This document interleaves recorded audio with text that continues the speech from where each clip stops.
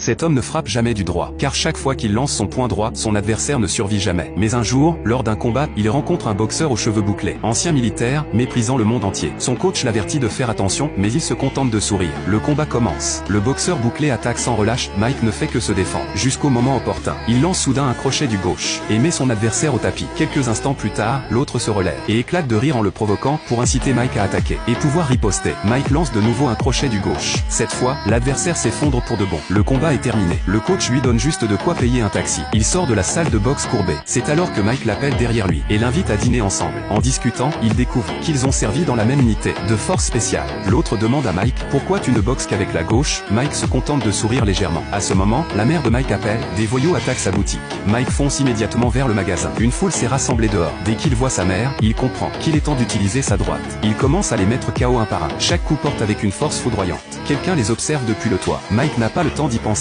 il doit sauver sa mère. Il met KO le dernier voyou, et se précipite dans la boutique. Il met d'abord sa mère en sécurité, puis interroge un homme. C'est alors que le vrai chef du gang arrive, avec son garde du corps costaud. Mike lance sans hésiter son poing droit, mais l'autre le part facilement. Mike est stupéfait. Il enchaîne alors de toutes ses forces, avec des coups puissants. Cette fois, l'homme ne recule que de quelques pas. Le garde du corps est furieux. Il saisit les deux mains de Mike, et lui assène un violent coup de tête. Mike s'effondre, le chef du gang s'approche, et invite Mike à rejoindre le gang. Mais Mike lui crache au visage. Le chef, furieux, dégaine son couteau et le plante vers Mike.